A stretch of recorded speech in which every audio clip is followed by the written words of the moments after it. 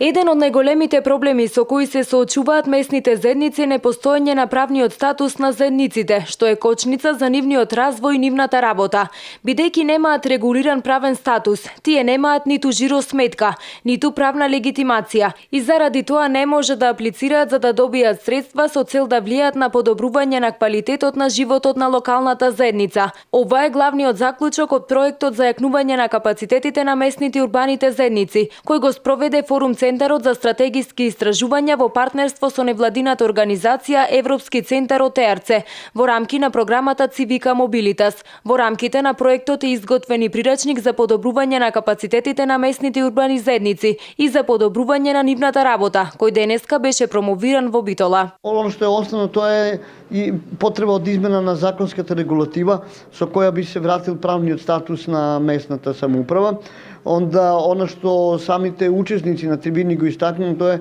да им се врати имотот на местните заедници кој што им е одземен со новиот закон 1995 година. Обврски, онда заклучоците и барањата на локално население да бидат обврзувачки за локална самоуправа. Значи не само да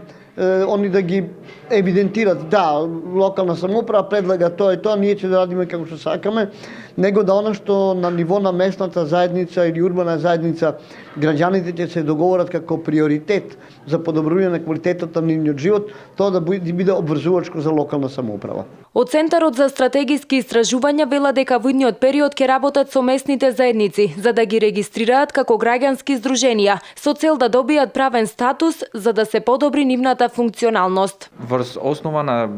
анализите што ние ги имавме во стариот проект, излегоа некои заклучоци и препораки кои што врз основа на тие препораки ние го продолжуваме проектот, каде што една од препораките беше вмрежување и застапување на местните урбаните заедници, токму поради проблемот што ги имаат тие со правниот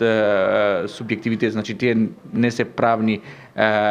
лица во тој правен сообраќај, така да ние предлагаме една година сега што ќе продолжи проектот, значи ќе работиме со местните заедници за тие да ги регистрираме како здружение на граѓани. Проектот за јакнување на капацитетите на местните и урбаните заедници има за цел подигнување на капацитетите на местните и урбаните заедници. Во текот на реализацијата на проектот остварена е комуникација и соработка со повеќе од 100 местни заедници, 27 општини, Министерството за локална самоуправа и 12 невладини организации од сите плански региони во Македонија.